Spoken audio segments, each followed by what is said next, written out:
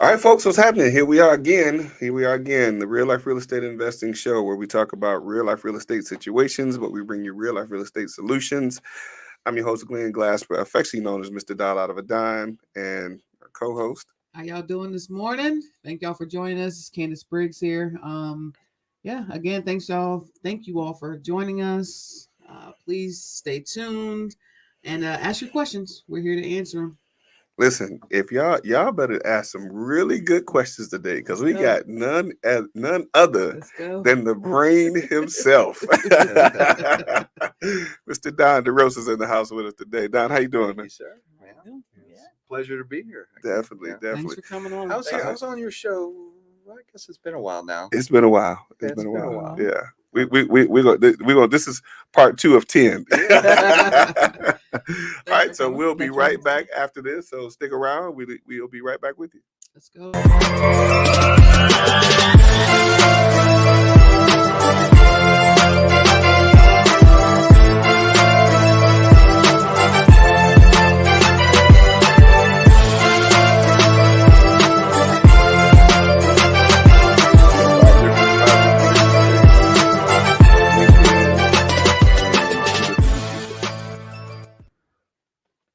All right, we're back. Hey, listen, we're going to be talking about subject to real estate investing. What? And it's going to be huge. It's going to be huge because My favorite subject. I know. Look, first of all, it's Don's favorite subject. And second of all, I'm not going to give it all away. Let's back up. What is subject to? What is subject to? Well, in the easiest terms, it's when the homeowner deeds the property, transfers ownership to you. Okay. But not the debt. Gotcha. The debt stays in their name and basically it stays on their credit report and you don't have to qualify. There you So you get the ownership, but I like to say not the liability, even though that's kind of a misnomer. Yeah, you do have an ethical and a moral obligation to make that payment, but you don't have a legal financial responsibility.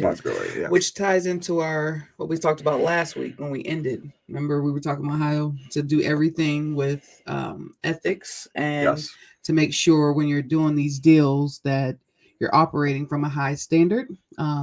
It's not just you on the line, it's homeowners on the line. There's a lot of different pieces coming on, and involved. So always operating at a high level. So that's a good tie-in last week. The thing I tell all of my students is subject to is the most powerful technique there is in real estate. Absolutely. Because you can control an enormous amount of real estate and own it, but have no debt on paper. Yeah. Meaning, like right now, if you go down and you borrow money from a bank, you're only going to do that depending on where you are, in the real estate cycle. Sometimes your debt income won't allow you to buy any more. Sure. Others, banks may allow you to go up to even 10 unless you change products to a more commercial product. But on a normal lending situation, you may only have 10 or be allowed to buy 10. There for a long time, it was 4. Yeah. And it's starting to get a little bit lax. Sure. But with subject to, you can buy There's thousands. no limit. There's no limit. Yeah. But I tell people, look, when you sit down with a homeowner and you promise to make their payment, you have a moral obligation and an ethical obligation to do that. Because you're promising to make their payment. And if you can't, then probably subject to is not the best route. Is not the best route for you. You should probably do wholesaling or something other than that if you can't do that. If you can't make that payment. But it is by far the best way to do it, because I don't need, if I buy your house subject to, and you owe $300,000 on it, and it's only worth $400,000, I don't have to go get $300,000 to buy that house. I can just take it over subject to. Okay, maybe make some back payments up, or put some repairs in it, but very little money. So the question I would have, well, of course, for the audience, would it be So okay, let me ask a more elementary question, just to make sure folks don't get what we're talking about confused.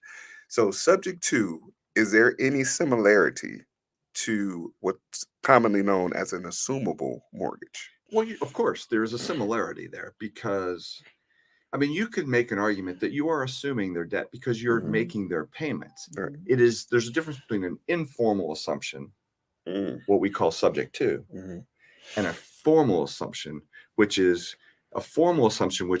people tend to kind of get confused. A formal assumption is when I go down to Bank of America. I'll just use them as an example. Sure. You go down to Bank of America and you actually qualify. You actually sign paperwork, and they vet you just like you would anybody else. Right. And they approve you to assume that loan. What a lot of people don't realize is when you assume someone else. So if I were to assume your loan, if it was an assumable loan to begin with, do you know you're still, even when I assume it, you're still responsible. If I stop making payments, you're still responsible for that for a period of time. Wow. Did you know that? No, I didn't. Yes. I didn't.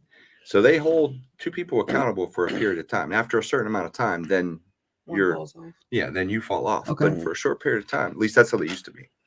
A subject to, you are assuming their loan because you're going to be making their payments, but you're not doing a formal assumption. You're just taking it over subject to the existing financing, and then you're going to make the payments directly to the bank. Right. So the bank will take anybody's money, huh? Yeah, that's another miscalculation out there. Okay. A lot of times people go, well, they automatically assume, and we haven't gotten into this. I'm sure one of your questions is going to be a due on sale clause. Should you be afraid? Yes, of should course. you be afraid of a due on sale clause? And for those of you that don't know what a due on sale clause is, every mortgage, probably since the late 80s, most of them they're no longer assumable. There are still a few out there that you can get that are assumable, very, very few. But most, if not all, mortgages now have what's called a due on sale clause in the security instrument that's given. So let's talk about the paperwork briefly. Yeah. If I were to buy your house and you had a house for sale, and let's just make math easy and say you were selling it for $100,000. Okay. If I reach in my pocket and give you $100,000, you would give me what as ownership? Do you know? The deed to the house. Not just a deed, a warranty deed. Yeah. Okay. So that's going to pass ownership over to me. Right.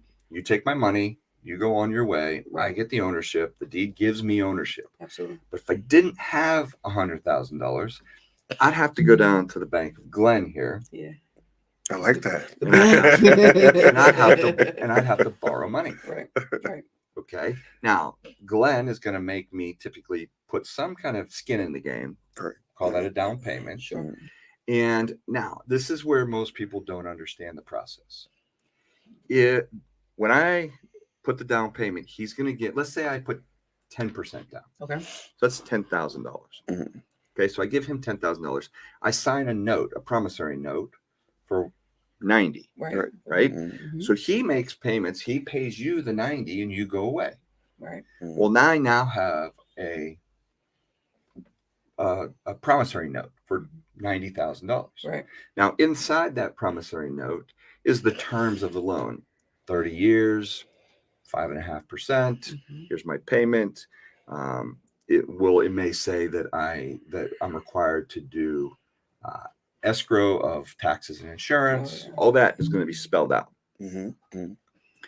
Now, if that document is the only document I sign, what happens if I stop paying? Like with any loan, they come back and take the asset. No. All right. What happens? No, and that's what a lot of people don't understand, and that's where There's no security. Subject to is all about the paperwork. Yeah. And understand. There's so many people online that are, offering subject to courses and materials, and you have to be very, very careful. Well, you have to be very careful who you listen to, because not all paperwork is created equal. And if you don't do the right paperwork, you can get yourself in a lot of trouble, and you could lose that asset. Oh, wow. Okay. Okay. So, of course, you're not talking about anybody in particular, right? No, I'm not going to name any names. Let's put it that way.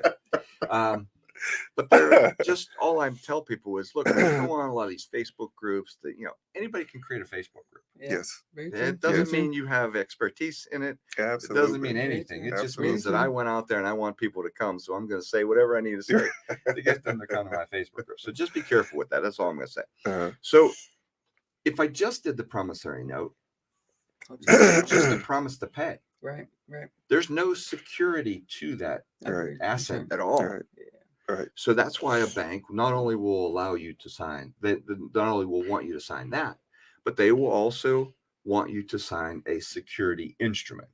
Okay. Now that instrument, depending on the state you're in, could be a security deed here in Georgia. That's what we call them. Yeah. Could be a deed of trust, or it could be a mortgage. Right. Those three documents are all security documents. It secures or places a lien on the property. For sure. And depending on the state, depends on what you call it. If I don't make so inside that security document, now the note gives you all the payment terms. Okay. Interest rate, time, length of time, so on and so forth, all the particulars. The security deed or security document places a lien on the property and basically secures the bank. You secures that property to the note. Correct. So it does a cross collateralization, right? Yes.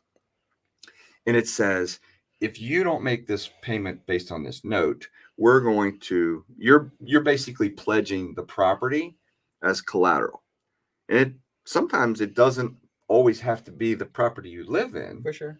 It could be other collateral. Now, most banks want the property you're living in. But if you had significant assets and you said, I want this house free and clear, I'm going to give you collateral to another property, and it had equal or greater value to it, they could collateralize it there as well. Gotcha. It doesn't really matter. But the point is, if that note, if you stop making that payment, whatever you've secured with that instrument is in jeopardy of foreclosing. Inside that document is what we call a due on sale clause. That's where that clause is buried. Right.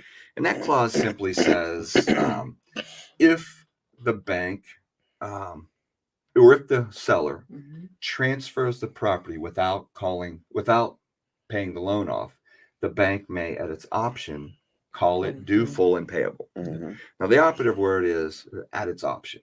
Now, I've been doing this a very long time.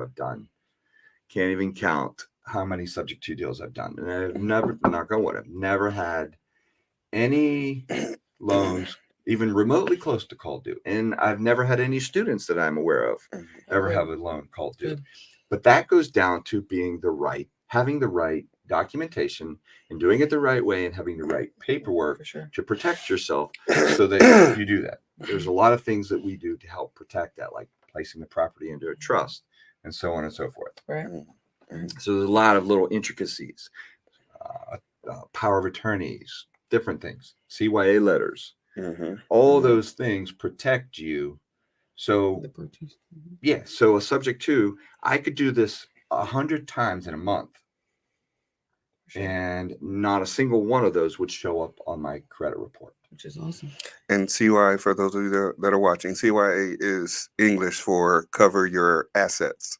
Yes, that's right. That's right. Yeah. So you say you've done many of them, and your students have as well. What's your number one source, or how are you finding your subject to deals? That's a great question. That is a question that I get asked every time I take on any student or someone comes and buys anything from me. So Don, how do you find your deals? That's a question that I can't answer, because everything works if you do. Okay. And I'll tell you agree with how that. typically they come Man, to us. that's a bar right there, man. Right. Go ahead. do it. I'm gonna do a beat for you. Go ahead. Everything works if you do. Right. So this is how we Facts, like though. That's facts. networking gets us a lot of subject twos. Okay. And because you know someone who knows someone that's in trouble, Sure. and you say, hey, they're in trouble, can you help them? Yeah. So networking is it's a very underrated source of deals. Yeah. Very underrated. Yeah. But you have to be in this space long enough and tell as many people what you do for that to be effective. Okay. But that's one of the most effective ways to get leads. We do a lot of pre-foreclosures, we do a lot of bankruptcies, a lot of that stuff. We gravitate towards marketing towards motivated sellers, such as probates, pre-foreclosures, bankruptcies. Bankruptcies can sometimes be challenging because so if you file bankruptcy, you get put on a national list. Sure. It's called PACER, right? Okay. And that anybody can subscribe to that and see, hey, so-and-so filed bankruptcy. Well, it's not that you filed bankruptcy that we care about. It's when you don't make the payment. So there's two types of bankruptcies out there. There's Chapter 7 and Chapter 13. Okay. Chapter 7 is total liquidation. For consumers. Chapter 13, what's that? The consumer bankruptcy is Chapter 7 and 11. Yeah, Chapter 7 and Chapter 13. Yes. Chapter 7, total liquidation. You throw your hands up and say, Uncle, I'm done. And under the homestead, you're allowed $10,000 each person living in a home. Okay. Right? Okay. Typically. Now, if the court deems that you have no equity in your home, they will allow you to keep the home. Keep the home. Okay. In Chapter 13, that's what we call reorganization. Okay. That's where they put all their debts and everything into a bucket, and they separate secured versus unsecured, and then they create a plan. Okay. Well, if the person doesn't, and they go back, so let's just say my mortgage and my car payment is $1,500 a month. Yeah. Well, with all the debt and all the other stuff, credit cards and stuff, well, the bankruptcy trustee may say, okay, well, you need to pay, not only do you need to pay your secured debts, the $1,500, well, now we need to add $800 on top of that. Yeah. Right? Well, that's where people get lost. I can imagine. So when they file bankruptcy and they don't make those payments, the secured debt, so the mortgage company calls and says, or files a motion that says, hey, you're not abiding by bankruptcy. We are requesting what's called a lift of stay. Okay. When that happens, that's a court proceeding document, and that gets filed with that gets filed with the bankruptcy court, which is a federal court. It becomes notice for everybody. Okay. Well, we see that on PACER that says this loan or this person has been forced out of bankruptcy because of non-payment. Well, that shows up. So if you start calling these folks, what you will be, you may get some frustrated individuals or some angry individuals because they're like, hey, you shouldn't be calling me. Yeah. And then you have to break the news to them. I'm sorry, but it's public notice that you unfortunately didn't keep up your end of the bargain. You didn't make the payment. Well, that's where knowing the right script and having the right ease into that conversation comes in handy. Right. Same thing with pre-foreclosures. Understanding how to talk to a lot of people will go, they'll call you and they'll say, hey, I'm interested in buying your house. They'll call a pre-foreclosure. That's not the right way to do it, guys. It's the worst way you could do it because 99% of the people out there that are in pre-foreclosure, they don't want to sell. They want to keep. They want to keep it one way or the other. So what I teach is I tell them, you're not trying to buy, you're trying to help. Absolutely. We would like to help you keep your home. Sure. And we do. We try because think about it. If you have 100 people, you're not going to buy all 100. Right. Okay. But if I can save 95 of those and have a potential of buying 5, I've made 95 people happy and 5 people happy because they realize after we've gone through everything, that they really can't save it. Sure. So I would rather work with the people who now understand, okay, we're at the end of our rope. We need to do something. and save the ones that we can, because, you know, they tell two friends and so on. And so that's goes back to the network and referrals that we get people all the time that says, hey, call these people right here. Right. They helped me keep my home. They can do the same. Absolutely. Absolutely. Which goes back to what we've been saying week after week. It's all about communication, Mm-hmm. setting the expectation Yep. from the beginning, and to understand this is a people business. Definitely. So learn how to talk to people, learn how to, like you said, not just I want to buy your house. How can I help you? Exactly. And just understand that whatever you're trying to get, whether it's the asset or whether helping someone first, you'll be rewarded as long as your heart is in the right place and you're trying to do right by the homeowner. So, well, what I tell people when they come to me, I say, look, everybody says I'm an investor. So if I ask you, what's your profession? You say, I'm an investor. No, you're not. You are a problem solver. And if you can make that distinction in your mind and go, you know, because everyone's like, okay, I'm buying real estate. No, you're solving ultimately you're buying real estate, but you're solving a problem first. Right. And if you don't understand what the problem, in order for you to buy that piece of real estate, because any investor, I mean, an investor in my mind is someone that goes online, looks at a house, puts a low offer, buys it, gets a loan, rents it out. And that's not what we do. no. That's not what we do. We go in and we try to solve people's problems. And in exchange for solving their problems, we buy houses at a lower price that we can take advantage of the equity. Absolutely. Well, that doesn't mean that it's a win-lose. That means it's a win-win. If you can solve their problem and in exchange get some equity out of it, that's all that matters. Absolutely. And that's really how it needs to be looked at. Agree. I agree. Now you said you help people keep their homes. Mm-hmm. In a subject to situation, you allow them to keep it. Nope. No, there's a difference. Okay. I want to make that distinction. There's a difference. Nope. There's a difference. So if you were a customer, right? So I would sit down with you. You would contact us, or it might be us contacting you. You know, we do prospecting. Right. So we contact you and say, hey, you know, here's how I do it. I work with a company here in Georgia. I know this is going to be an unusual phone call, but we try to help people out of situations like yours. I noticed you were in foreclosure, and I'm looking to see. I'm not in foreclosure. How did you get my business? Well, they do say that. They say, well, how did you get my number? Yeah. Right. Just say, well, I work for a company here in Georgia, and we work with individuals that are in distressed situations. Right. And that could be pre-foreclosure, could be bankruptcy, could be probate, could be a number of things. Not quite sure which one of these you fit in, but you were on my list to call today. And what I do is I call to see, we work with a bunch of homeowners to see if we can help them save their home. Would that be something that would be interesting to you? Now, I can't tell you how many times, if you have two phone calls, one person says, hey, I was in your neighborhood and I was wanting to know if you interested in selling. And I call right side by side. They'll talk to me for 20, 30 minutes. Absolutely. The person that calls and says, hey, I'm interested in buying, they'll talk to them about 30 seconds. Right. Nope, not interested. If they make it that far. Yeah.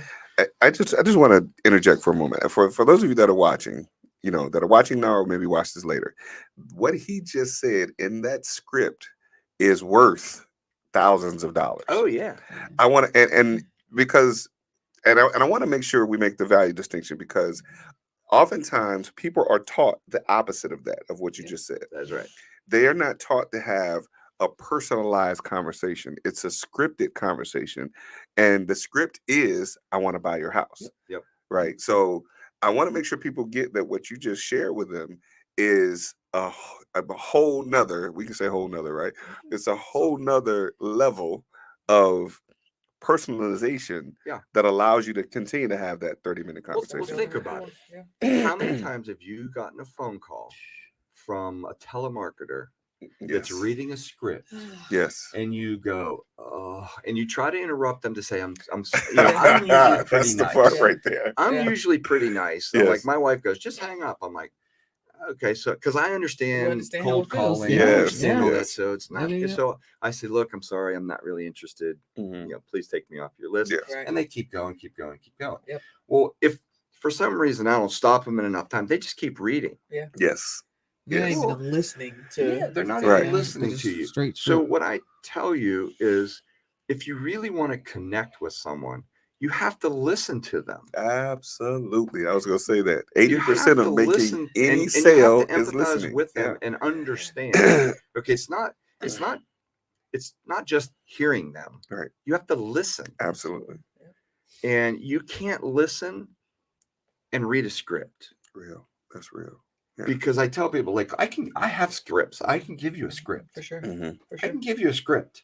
But I'm going to tell you, if you're brand new at this, what's going to happen is when you get that first phone call on the phone and you start reading that, every word on that page is going to fall off the page. And it's going to turn into something totally different. And you're going to be like, you're either going to sound like you're reading it, yes. because that script is never going to come across as natural. Absolutely. That's true. Okay, so the person on the other line, when they hear you're not a natural person and not talking to them, you're just talking at them, they've already turned you off. Yes. So let me ask you, how do you tell your students to get more comfortable on the phone? So a lot of people are comfortable with scripts, right? And they provide a good guideline to a conversation. So how do you tell your students to get comfortable on the phone? Because there's a lot of people that don't like cold calling, right? So how do you get comfortable if you... So here's what I tell you. If you're brand new, just talk to them. There's a few, like, you don't need to know how much they owe. Yeah. You don't need to know what their payment is right away. Okay. I mean, if you're good at it and as you get better at it, yes, the more information you collect, the better you will be. For sure. Yes. Yes. But when you're first out of the gate, people ask me, like, they'll listen to me on the phone and they'll go, "Oh my God, you're amazing on the phone." I got to tell you, I've not always been amazing on the phone. Right. It's taken me, I've been in this business almost 26 years. Imagine how many phone calls I've made in 26 years. Yeah. You go, I tell people all the time, I'm not the brightest crayon in the box. Don't get me wrong, I'm in the box. So you're in the box. You made it. You made it in the box. I'm in the box. But you don't have to be perfect. You don't have to. Yes. All you have to have is, okay, I want to know what I need to collect. I need to collect, what are they asking? Why are they selling? The most important thing is, why are they selling? Yep. What are they asking? What do they want? Sure. Okay. Once you find the motivation, make the appointment. Yes. Yes. Yes. Make the appointment, because then because I can tell you that if you try too hard on that first appointment and you don't know what you're doing, you're going to get a no every time. Right. Every time. Every time. Every time. Every time. So if you want to learn how to be better on the phone, make the appointment. Go on the appointment. Screw the appointment up. You're going to get there. You're going to make a mess of it. Well, the next phone call you get, you're going to go, okay, I should have asked this. I needed to ask that. Absolutely. The get your only way conversation you're going to going. get better at that, I don't care who hands you a script. Yeah. It's the only way to get better at it. You can have a script and you can say, okay, but just jot a few things down of what you Absolutely. need to collect. For Right. sure. Right. And what I tell all of my students is, write a paragraph. Okay. Like, write one sentence as the icebreaker. Because think about it. Yeah. That's the hardest part. When you talk to Yeah. a seller, the hardest part about talking to a seller is the first Right. sentence. Yep. Right. Is the Right. first 15 seconds you got them on the phone. Yeah. Because they're like, who are you and why are you I'd say calling me? 10 I seconds. was They about to say you say, got less than who- 15. Exactly. Who are you and why are you Like, calling me? Yeah. Which is why I said earlier, I say, look, a lot of times I'll say, look, this is going to be an unusual phone call. Absolutely. And they'll Yeah. go, oh, this will make them listen Right. and sit Right. back on their heels a little bit. Yeah. This is going to be a little unusual phone call.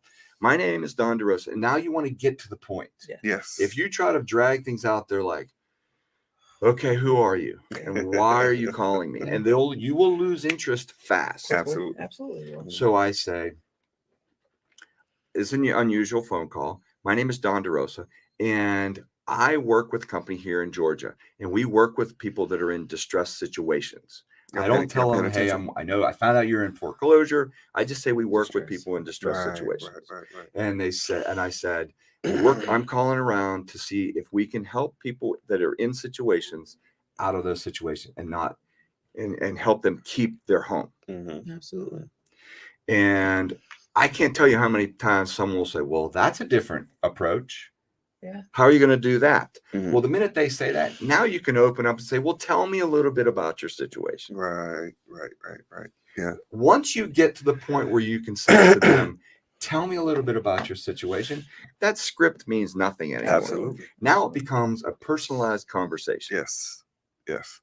Yes. Now it's like, okay, tell me a little bit. And now whatever you tell me, I can play off and ask questions. Absolutely. If I don't ask all the right questions, don't get all the right information, at least I'm building rapport with you. Yep. Mhm. Yep. Rapport is And massive. now I'm like, okay, we get to be on first names. I try to use their first name as much as possible. Or if I can tell, that sometimes they like to be Mr. So-and-so or Miss So-and-so, Yeah. I do that. Mhm. Mhm. Build rapport for Build sure. rapport. Yep. I say, tell me a little bit about how you got in this situation. I let them, and then I listen. Yeah. Because once I find out how they got in, then I know. So I have a little list that I'll give people that says, okay, here's all the different programs Sure. that you can offer them. Mm. Okay. And then we'll go through the list. Hey, have you done this? Have you done this? Have you done this? Have you done this? Nope, nope, nope. Okay. Then I think what we need to do is make an appointment. Mhm. So then I sit down with them and then I make an appointment. And, the phone call should only last 2-3 minutes, maybe 5 minutes most. Oh, wow. Okay. Wow. And a good Very phone efficient. conversation, if they are really into it, could last an hour. Yeah. But you don't really want those phone calls. You want to make the appointment. Right. You want to get in front of them Get there. and then have that long conversation. Absolutely. Then build a rapport. Yeah, makes sense. Makes sense. That's the biggest thing. So from a marketing standpoint, back to your question, Yeah, no, that's a long way of. Well, you answered it at first, but yeah. That's a long way to go. But I think a lot of that is necessary. Now, I mean, of course, we're talking about subject to, but in order to get to the point of, I mean, like you said, subject to is one of the most powerful tools that we can use in real estate.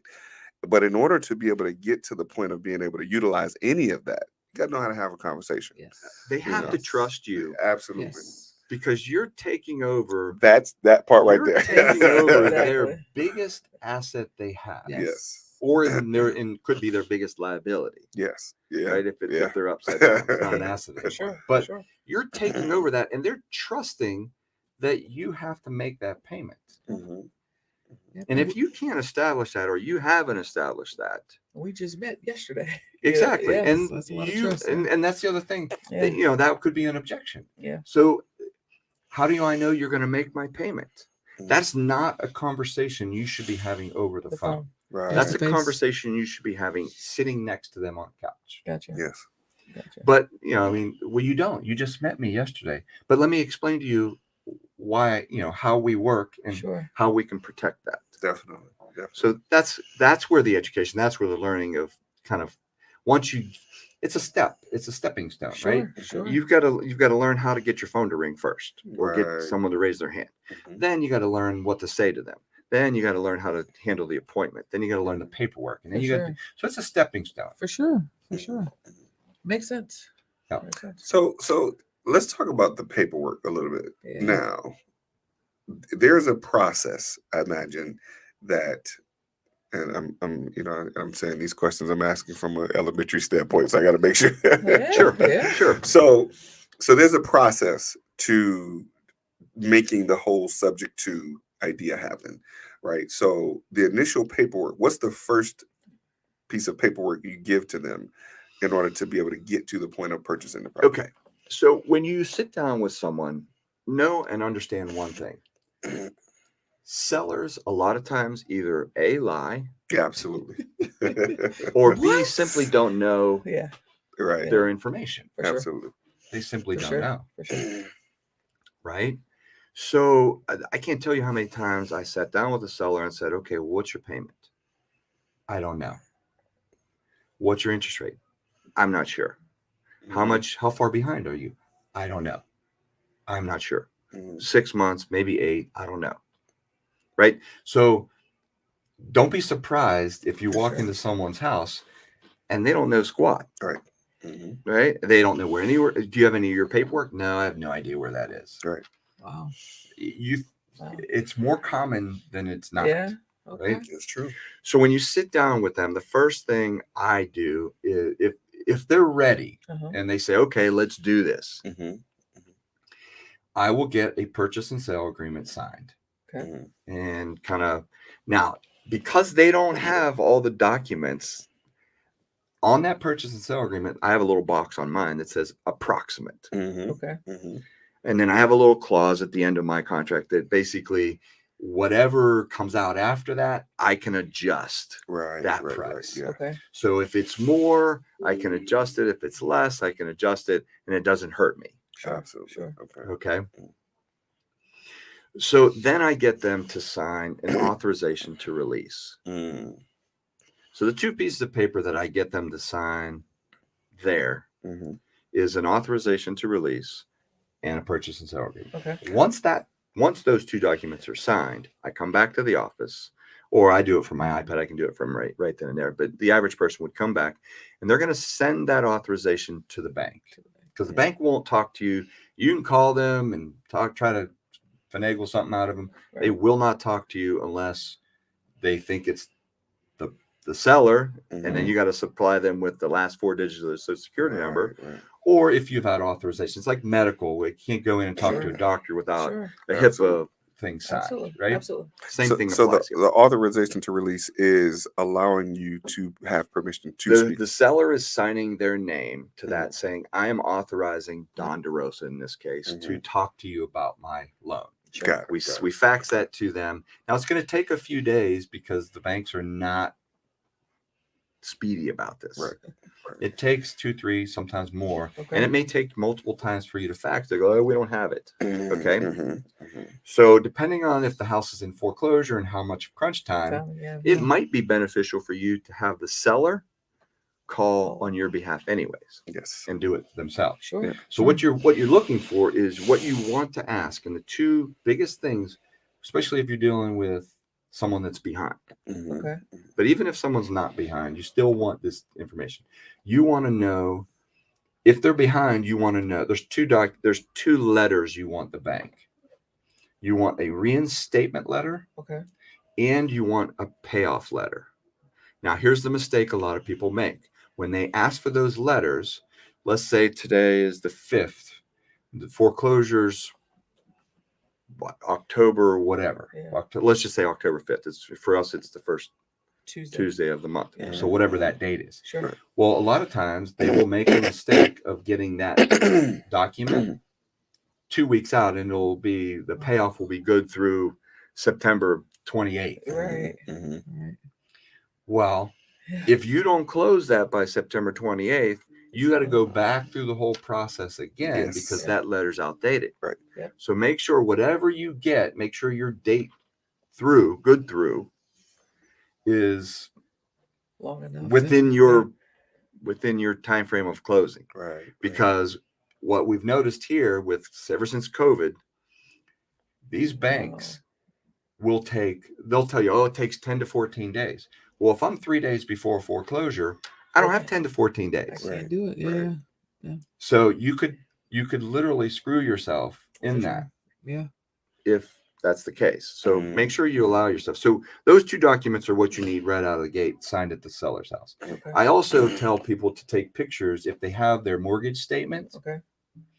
Take screenshots of their mortgage statement. You don't need to take. I used to take that paperwork, but now I just take a photo, scan it with my phone. Because on that, it will have the loan number. It'll have a lot of the information that you need. Plus, on the back, it'll have the customer service, fax numbers, and all that stuff. Because they still deal in faxes. Got it. That's crazy. It is. That's crazy. So, do you ask for any permission to any online statements that they have? not at this point. Okay. Only when I close do I get that. Okay. Got it. Okay. So then when you go to closing, you'll have other documents depending on how you're going to take title, depending on what you're going to do. You're going to have a power of attorney. You're going to have that CYA letter we talked about. Definitely. Yeah. You're going to have other letters that you get because those are at the closing table. I don't send those to the seller ahead of time because I don't want to scare them. Right. So they get signed at the closing table, and also they need to be notarized. So there's no sense of chasing around town getting notarized documents before the closing when you can do it right at the closing table. So you can actually close a subject to? I recommend closing every single one of them. So you can go to an attorney's office and they will have you sign In fact, paperwork. Andrew Gervey will do them all day long. Shout out to Andrew Gervey. Shout out to Andrew Gervey for being the subject to guy. Yeah, Andrew's he's an investor's friend, right? Definitely. He's a friendly investor attorney. So anyone that's listening that's within Georgia. Yeah. You know, if you want someone that does creative closes, double closes, you know, all the investor friendly closes, Definitely investor friendly. He's your guy. Yeah, he's your guy. Absolutely. Um, So in a subject to closing, you signed the paperwork at the closing, and I want to make sure I kind of detail. Let me interrupt you for 1 second. Okay. The reason, years ago, like I said, I've been in this business 26 years. So when I first started, my first probably 1.5 years, maybe even 2 years, I did what we called Waffle House closings. You know what those are? Yes, sir. Those are. I've been around a little while. Yeah, exactly. So those are what we call them Waffle House closings. That's when we sit down with the seller. We exchange paperwork here. No title search was None done. of that. Nothing was and then we just go record the deed. Our contract was on a napkin. Yeah. Right? So all the stuff's notarized at a bank or Right. some right. Well, the problem with that, and this goes out to everybody, this is why I tell you, be careful who you listen to. This is one of the major reasons, is there's Facebook groups out there that will tell you, oh, you don't need to close this through an attorney, or you can close this, yourself, and save the title fees, save the. Oh, wow. That's a big mistake. Right. And here's the number one reason why, is when you close through a title company or an attorney, depending on what state you're in, you're going to be a title company or an attorney. Like here in Georgia, we're attorney states. So everything's closed through an attorney's office here. That gives you an arm's length transaction. Right. That means that you and I, if you're the seller and I'm the buyer, we have no prior relationship. We're not cousins. We're not family. We're not friends. We're nothing. Yeah. Right. So we've got a third party that has basically fulfilled that obligation. Absolutely. So now what happens, and why is that so important? Because if you all of a sudden now go out and file bankruptcy 4 years down the road, 2 years down the road, and now I'll tell you, if you're going to file bankruptcy, please let me know. Sure. But if you forget, all right, this house is out of sight, out of mind for you now. Yeah. And you forget, the minute you file bankruptcy, guess what? That's on your credit report. Right. Yep.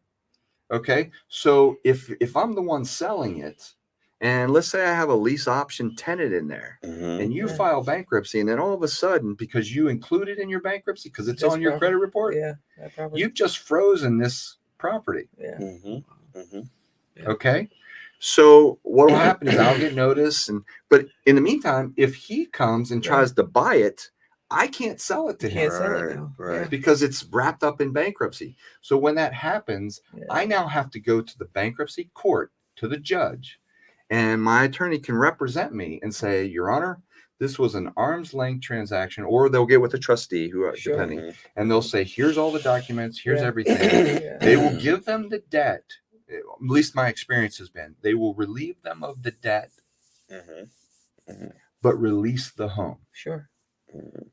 They'll include it long enough to relieve the debt, but then the judge will release the home because it was an arm's length transaction. Yeah. Okay. And the payments have been made and so on and so forth. It will keep that out of their bankruptcy so that he can still buy the house. The bank doesn't have to do anything different, and they're in their ways. Right.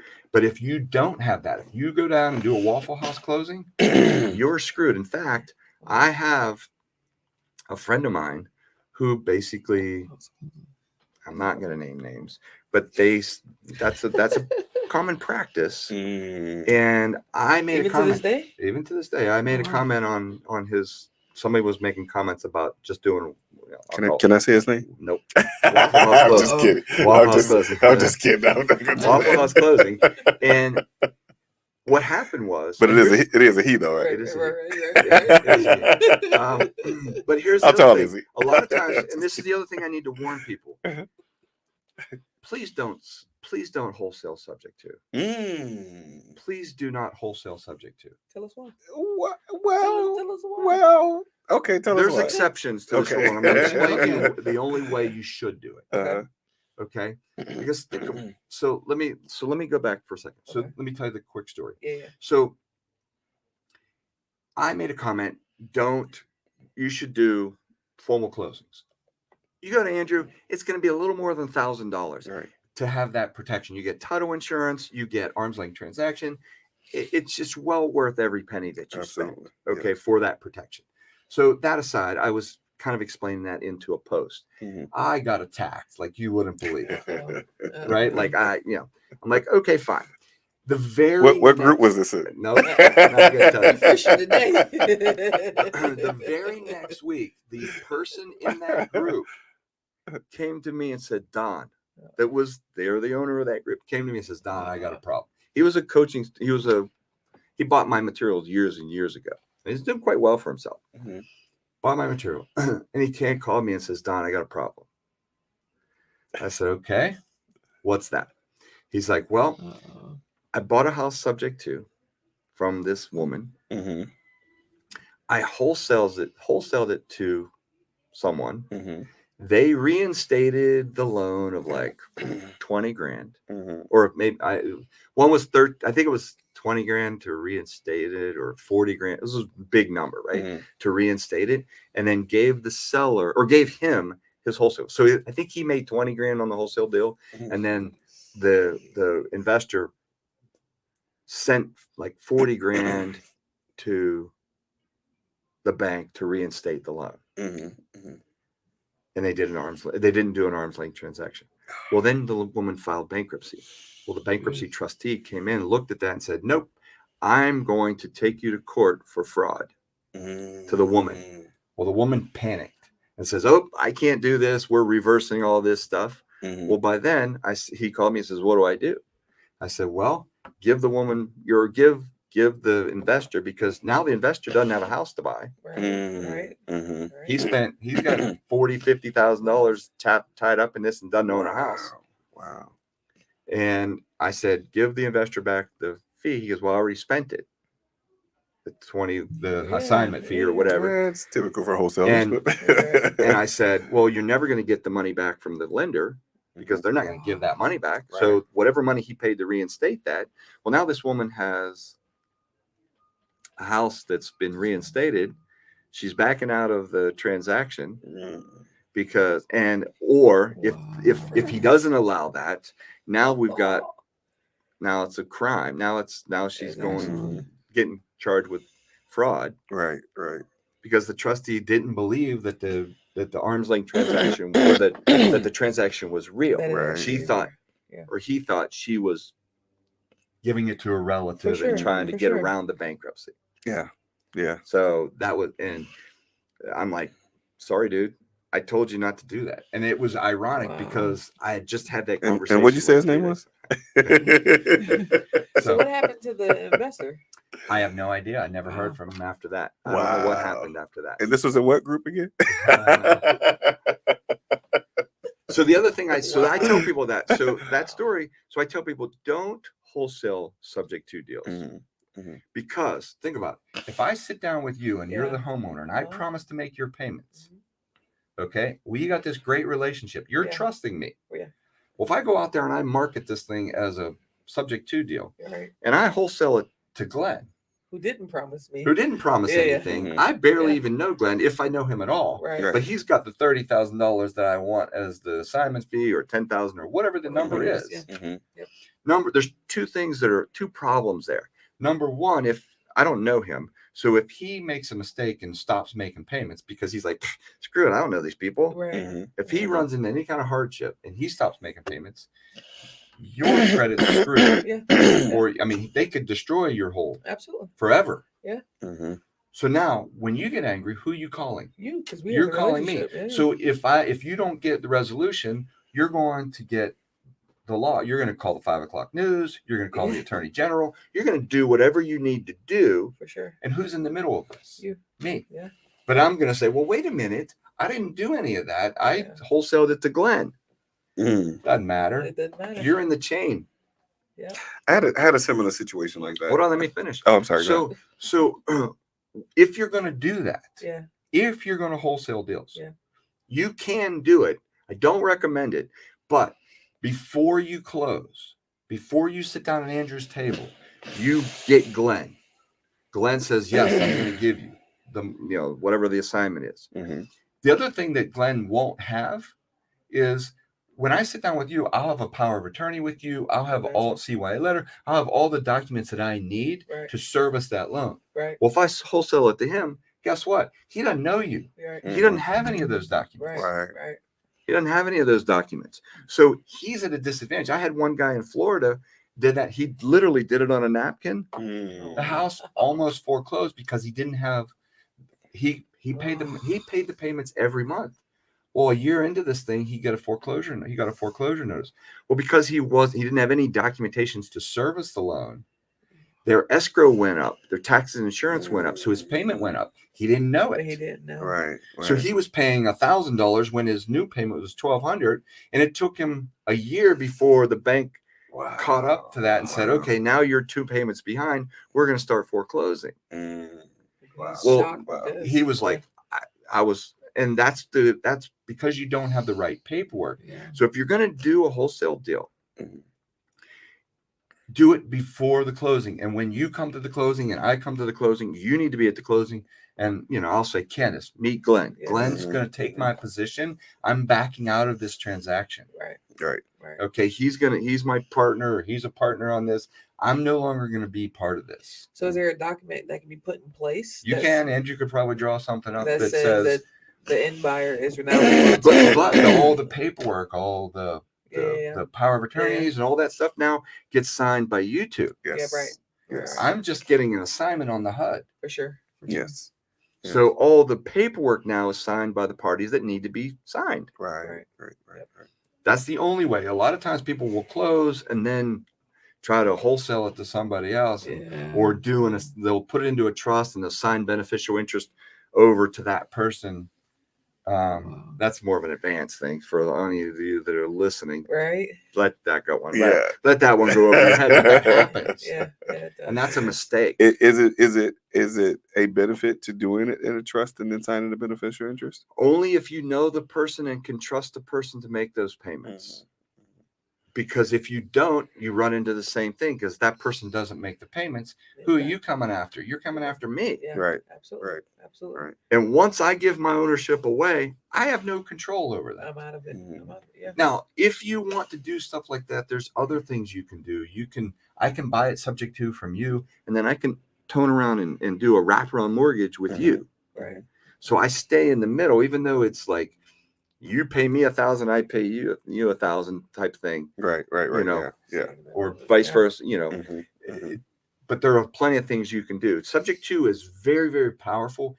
It can make you a lot of money, but it can also destroy lives if you're not careful and you don't do it right. Yes. Agreed. I made a mistake. I made a mistake.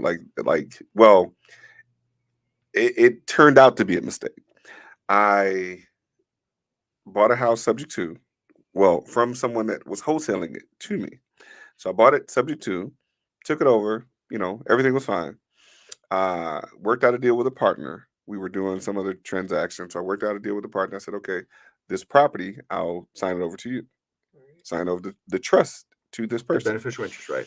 And he stopped making the payments. There you go.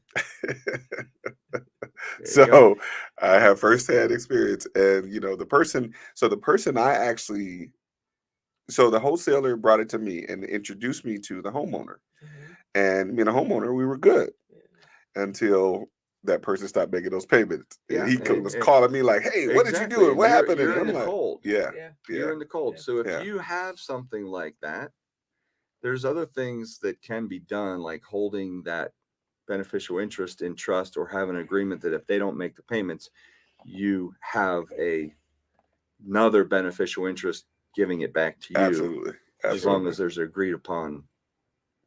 There's ways to do this. Right. But you got to be very careful Because you're playing with people's lives here. Absolutely. Yes. Yeah. And before you knew it, when he stopped making those payments, I don't know that it ever went into foreclosure, but it did affect the guy's credit. Sure.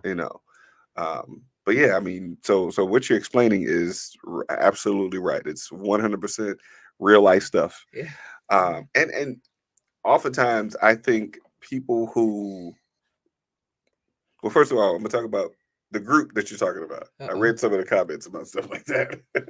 And that's taught. It's taught to wholesale subject to. Subject It to. is. Yeah. Is I'm like- after the show, I'll tell you which group, and I think we're talking about two different groups here. I don't know. We'll see.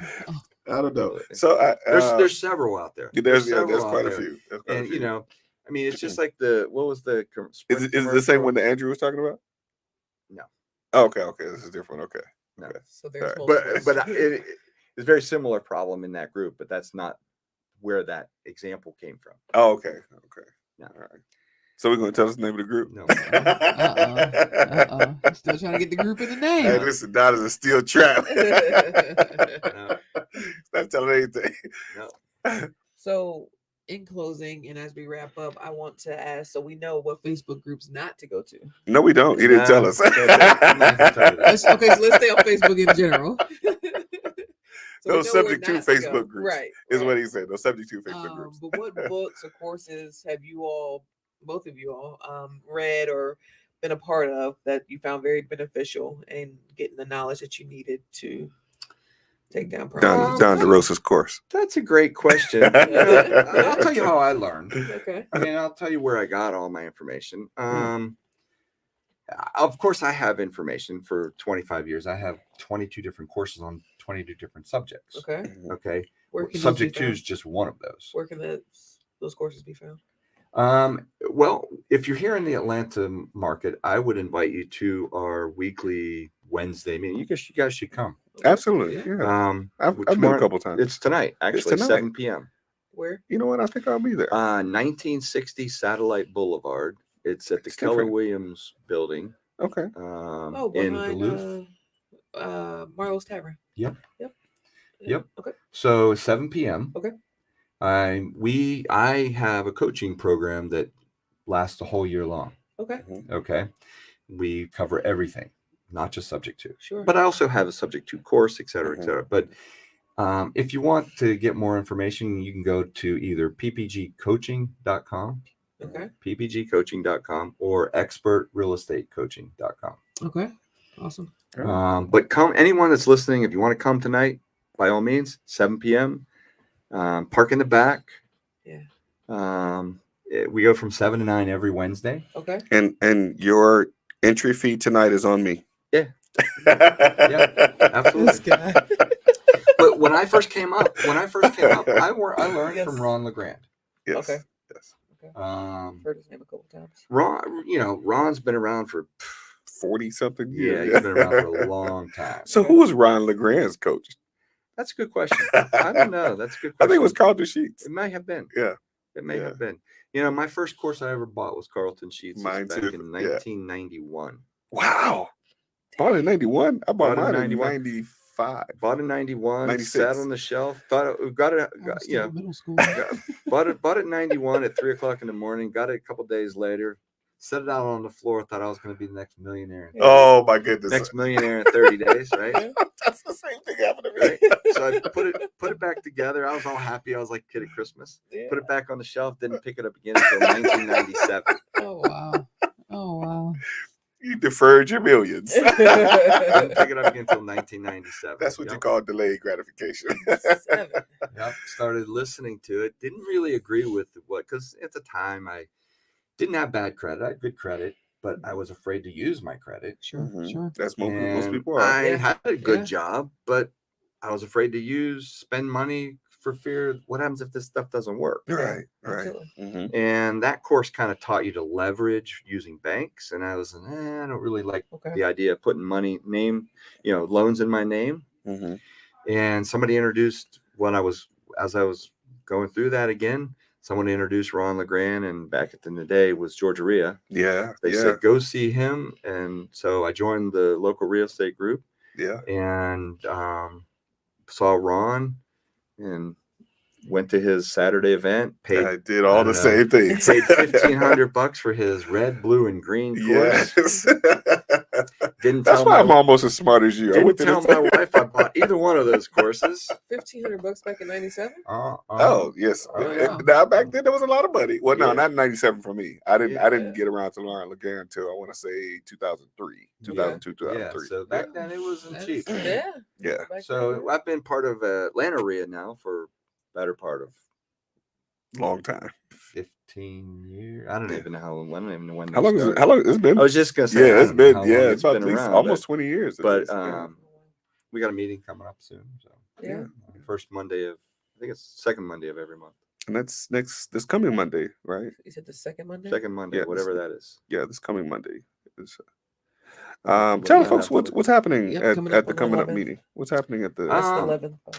It's the 11th. The yeah. 11th. September 11th? September 11th. September 11th. Oh, I speak I don't at have 5 to take o'clock. I don't have to take a plane there, do I? No. I'm just kidding. So if you guys come, I Nobody speak will at get 5 that. o'clock. I usually do what we call the meeting before the meeting. Do you still teach on the technology? Yeah, depends on whatever the topic is. What's Like, the sometimes it's AI tool that they're using for Chat GPT? yeah for property searches? There's Oh, I don't know. There's what a- property searches. there's a new AI tool Oh, really? Ooh. Quote, that unquote. yeah I that's don't know. being I'm marketed. unfamiliar with that. I'm Yeah. I'm heavily involved in AI. I've done several classes on AI. Yeah, Remarkable stuff. It is absolutely, great I mean, absolutely. That's great If stuff. if any of you are listening and hasn't heard of or done anything with Chat GPT, What are you doing? That's life changing. Yeah. Yeah, what are you listen, doing? I got it right here. That's seriously, that's life-changing. It is. It is. I mean, So- I do it for everything. I gotta. So I don't know how much time we got, but Go ahead. I was go ahead, downtown. yeah. I was down in Atlanta, and I was with a friend of mine, and we pulled up to a parking spot. We were going to go eat lunch, and it was kind of obscure. I'm like, I wonder if this is the right parking spot. Mhm. And there was a police officer right standing in front of us. Mm-hmm. So I said, asked him if I'm okay parking here. He said, okay, yeah, you're good parking there. Mhm. So we went in and we ate. I paid for parking, put my little tag up to the whole 9 yards. Mhm. Came back an hour later and I had a ticket for $75. Now, normally, if I was in the wrong, I would just stroke check, pay the ticket, and Right, get done right, with it. But I was yeah. like, oh, you know what? It's a matter of principle now. Right. Yeah. Absolutely. So if I hadn't asked the police officer and he hadn't Sure. said yes, I would have probably parked somewhere else because I thought it was questionable. right. Sure. Right. Where the sign was angled and it looked like a spot, but I didn't know.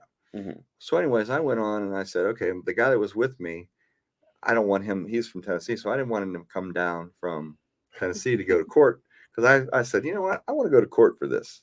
Okay. Fighting it. I mean, $75. I'm like, it's really not worth my time. But I'm like, But it's principle, though. I principle. listen. I get Principle, it. like I said. And so I had ChatGPT. I said, I gave him one sentence, Yeah. and it wrote an entire affidavit Yep. that Yeah. basically I emailed to him and sent back within 10 seconds. Really? It was as accurate as I could ever write it. Yeah. Wow. And it was professionally written like Andrew wrote it. Absolutely. That's something else. And I was like, all right, this is game. Yeah. I mean, anytime Yeah. you use stuff like that, that's game changing Absolutely. stuff. Absolutely. I love it. Yeah, that's interesting. But yeah, if anybody wants to know any more, just go to DonDeRosa.com, and that's my link tree. Mhm. So you can get to anything that I have, DonDeRosa.com. And the Got it, meeting got you it. said on the 11th was, where is it? Check the Atlanta Rio website. I don't know the address. It's Isn't that Presidential Parkway? it is anymore? Presidential Parkway, but at 30. Just give us the website again. Yeah, AtlantaRia.com. That's Atlanta REIA.com. .com. Yeah. Yep. Yeah. That's on the 11th, and then tonight or every Wednesday. Every Wednesday, I do it 1960 Satellite Boulevard. It's at the Keller Williams building. When Okay. you come up, I forget the name of the building, but go around the back, and there'll be a set of doors right there. When you come in those doors, the training room's right there on your left. On the left. So we can park in the back, right? Park in the back. Okay. Now you said we park in the back. If I get a ticket, then No, you won't get a You got to write me an affidavit. In fact, I can even park in the low emissions stall with my vehicle. Yeah, me too. Nobody's there. Me There's too. nobody's there. I might have to drive my little emissions car too. And actually, the affidavit is saved in ChatGPT because it remembers all of your All of All that. of their, Yes. I guess. Okay, prompts and ChatGPT everything. needs to get a search feature. So They you do. can, It's already there. it's a search feature. What do you mean? Wait a minute. I don't find a way to search old I mean, I know I can go back and look, but can I actually I think type there's in? a search in there. I'm pretty sure. within. I think there's a search. I don't know. I haven't Really? I Yeah, so, well, what's your question? You're saying to search within your prompts? Previous ones? In your previous prompts? I don't know. I haven't. I don't, You could be right. because I can go through all of the ones that I've done. But You could be right. Yeah, You I could be can't right. actually search. You Yeah. could be right. All right, let's We'll check it out. maybe We'll check it out. maybe I'll write the AI program that fixes that. Yeah. You put it you out and there me now. both. Somebody else is You working and on me it both. already. You already put it out there. Somebody else working on it. Yeah. Absolutely. You know, I was asked the question. I'm like, that's going to take a lot of jobs, and I said, what it's going to do is it's going to change a lot of jobs. It's going to change a lot of jobs. And create. That's You what I'm know, saying, it's going to change. It's not going to. It's going to take. It it's already has. definitely going to take Yes. jobs. It already Yes, has. Yes. I mean, if you're a script writer or you're a copywriter, Copywriter. Yes. Yes. it has literally taken business right off your Yeah. plate. Yeah. I mean, literally. The one thing I would say is because that's been the biggest concern for a lot of people for a long time. Oh, it's going to take a lot of jobs. But if you start to learn to use it and start to, Oh, it's just going to create them. yeah, Create different. It's It's just fear. going to create different. create different A lot of that jobs. is fear. Yeah. A lot of Yeah. Well, you know, they fear. tell you in college, like they said, all the jobs that you're training for now in college don't even exist. Absolutely. Yeah. Yeah. And think about it. Think about how many employees McDonald's has gotten rid of because they have the machines in there that As soon as you walk in, learn to fix the machines. Well, you know, I mean, Or think create a about it. better Think machine. about it, though. Right. I mean, it's going to continue to get that way Absolutely. Yep. Absolutely. because I mean, people ask me all the time, "Where's the economy going?" That's a whole other subject. Yeah. You know, that's a whole other thing. I Where think we Don going? just invited himself back on the show to talk Right. about Where's that. the economy going? But I See, mean, it's a conversation every about that. indicator, every single indicator I've experienced in the last 25 years indicates that we should be in a crap show. Yeah. Yeah. Right. You're now. right. You're absolutely right. But we're not. And that's the interesting thing. Like a lot of people don't get it though. Uh, And like they're talking about, oh, interest rates are up. Yeah, we're lucky interest rates are at 20% when now. my sister bought her house many, many years ago, she was at 18.5%. I bought my interest. first place, it was at 18%. Yeah. You had two. No. That was the second one. Oh, The gotcha, first place I gotcha, bought in gotcha. Detroit. Yeah. My first house I bought was 8.5%. But here's the problem, though. The problem is we didn't have the appreciation rate like we do now. I mean, think about the average home price in Atlanta right now. You know what it is? About 400,000. 480. 480. 480. Yep. Wow. 480. It's crazy, You know, isn't it? you know the average income? It's crazy. 45, 50,000. 70. 70. Wow. So what does that tell you? I heard on, I don't know, one of the news shows just a couple days ago. Oh, you watch the news? No, I'm just kidding. Not really. I'm just I kidding. just happened to. I I'm just messing happened with you.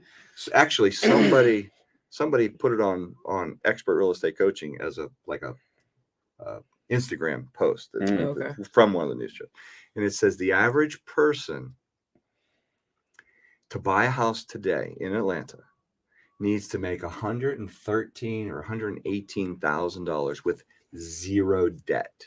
Wow. To be able to afford an average home. Wow. That's intense. An Now, so average think home. about that. You got two Right. people Right. people with 70 grand. Mhm. You have to have two people making $70,000 Yeah. to With no afford debt, an average home with no debt, No debt. virtually no debt. Student loans. Nothing. Right, nothing. Like, come on. None of that. Right. Right. So how long Hospital can bills. that go? Not very long. But somehow though, inventory is still low. Well, that's because, all right, I'll tell you why. Because banks aren't releasing them. Okay. I mean, okay. Pre-COVID, I gave you a statistic that I'm familiar with. Pre-COVID, we would go into a subject to seller's home, and the average price that they would be behind, $5,000, $8,000, $10,000, Yeah. $12,000 tops. Mhm. Okay. That we'd have to reinstate. Yeah. Post-COVID, now we're going into homes that they're $80,000, $100,000 behind on their mortgage. Wow. Now, Wow. here's another statistic. You have a seller's market, a balanced market, and a buyer's market. Right. Okay. In Georgia, pre-COVID, in a balanced market, pre-foreclosures should be somewhere on average, month to month to month for the state of Georgia, should be somewhere around 3,500 to 3,800 foreclosures per month. That's on a balanced market. Right. Now we're considered a balanced market, swinging one way or the other. We have on average 1,200. Wow. 1,200. So that means that there are so many other homes that aren't being made, that aren't being paid. They're in some form of governmental process, whether they're being modified, whether they're being a forbearance, but that's all coming to an end. So it's going to come to an end. Yeah. Too. Okay. Yeah. Student loans are coming due this month, coming October. Wow. Interest rates are still climbing. Not to mention your Airbnb people who's going to be selling. Exactly. Airbnb people are going to be selling. Everything's slowing down now. Yeah. Wow. So there are so many indicators that now the only indicator that helps contradict that is we're not keeping pace with building homes.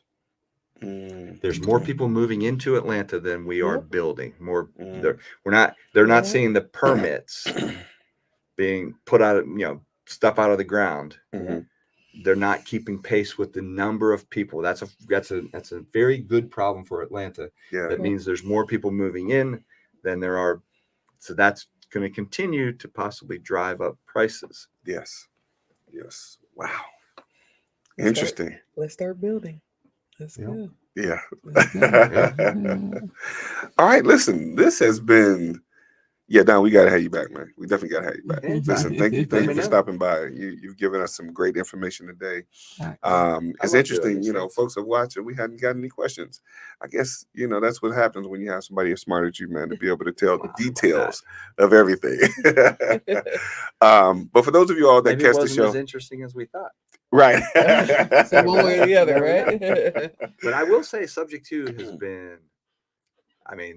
This is going to be the topic and the technique. If you don't know how to do it, you're missing the boat. You know what? I was about to wrap up, but I got to mention this thing, though. And this is what I was actually going here earlier about Atlanta being because you kind of gave an indication of the amount of pre-foreclosures being down and that slowly transitioning. And then we're talking about we had a conversation a few weeks ago about what's commonly known as the Burr method. I can't wrap this show without having that part of the conversation. That's how we ended last right. Yeah. And I was going here earlier, so if y'all sticking around, thank you. If you catch the show later, make sure you fast forward to this part. The Burr method being the method that has been taught for the last 10 years. Yeah. Now, in Atlanta, the question I have to ask is, do you still see that as a viable option? I never saw it as a viable option. Me either, because the whole 1% never set well with me. Yeah, I'm not a fan. Okay, let me set the record straight. I'm not a fan of putting loans in your name. Okay. I'm not a fan of. That's why I've done hundreds of subject twos, and that's why I'm not a fan of going to traditional banks and things like that and boxing myself in that. God forbid. I tell people in all the seminars I do, don't look down on people that are in foreclosure, because if the hardship is big enough, every one of us can be in that, in their shoes. Absolutely. If the hardship is big enough, I don't care how much money you make. I don't care who you are. Look at Donald Trump. If he keeps going the way he's going, that poor guy's going to be broke with all the legal bills he's got. Right. Absolutely. So if that hardship is big enough, you can be in their shoes. You're absolutely right. So I'm not a fan of putting loans in my name. And just 1 second, that's with everything, though. That's with everything, because we all go through our stuff, right? So I never go through anything ever. God, I'm just playing. Right. He's like, oh, really? I don't need no tests. Right. Exactly. Sit next to you. I'm just joking. Closer to her. And it goes back it was a struggle getting here today. Right? See? But it just goes back to whether you're in foreclosure, pre-foreclosure, whatever. You just don't know what people are going through. So Yes. always approach people with great intentions. Yes. And always lead with love, because Absolutely. at the end of the day, you don't know. None of us know where our lives are going to lead us, and also all we can control is today, this moment, and how we approach the next person. So sorry, Absolutely. Real No, stuff. you're absolutely right. It's like, I mean, treat. Yeah, it's been- cliche, treat but it is. people like you want to be treated. Absolutely. Yeah. Facts. Hey, that's the the biblical principle. Yeah, we always said the law of have a different reciprocity. saying of the Man. golden rule, like he who has the gold makes the Makes rules. the rules, but yeah. the reality of it is, It is, Yeah. treat others like you want to be treated. That's and it. that's how that's me. That's real who I am. stuff. So Yeah. I'd love to see you guys tonight if you guys want to come. Definitely, For sure, definitely. for Well, sure. I'll No, definitely thanks for make the it out. Invite, for sure. So if you're watching, honey, I'm not gonna be able, Uh-oh. I'm not gonna make it home tonight. B. I mean, I'm making it home tonight, I was but about to I'm gonna say, be late. what? I'm gonna be late. You are going home. I am going home, but I'm gonna be late. Yeah. But listen, thank y'all for watching. Don, thank you for being here, man. I pleasure. certainly appreciate it. That's And good. Thank you. listen, Thank you. I wanna definitely commend you, because we just had a conversation a couple weeks ago, and I said, Don, you're gonna be on the show. You was like, okay, I'll be there. Yep. And then you confirmed today, so I want to say thank you very much. For sure. I know you. I mean, I know you're a man of your word, but I want to thank you for being here today, and Sure. thank you for sharing the information with us. My pleasure. Anytime you want. Like I said, I'm an open book. Yeah. Definitely. I'm an open And book. shout out to Ace. Appreciate Shout out to Ace Appreciate you.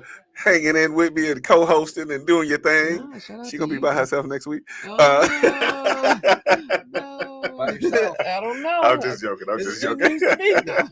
I'm just joking. But no. But listen, thank y'all for continuing to watch the show. Thank you for continuing to support the show. Absolutely.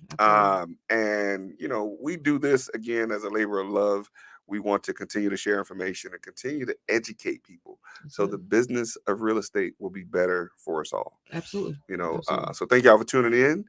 And if you catch it on the replay, don't forget to like, share, and subscribe. Yep. And if you're catching it now, don't forget to come out to the class tonight at PPG at the Keller Williams building in 1960 Satellite Boulevard. 1960 Satellite Boulevard. Don't forget to come and check that out. I've been there before, and I know it's a wealth of information. And I don't know if you, I'm not gonna Anybody's welcome. Come. I mean, just come. for the year training that he offers. I think you need to raise the price. I'm just gonna say that. Everybody says that. But he gives you a full year of training, and it's awesome information. So definitely come and check out, a snippet of it tonight, and definitely look being a part of PPG. All right, have yourselves a great day, and I look forward to checking y'all out next week. See y'all next week.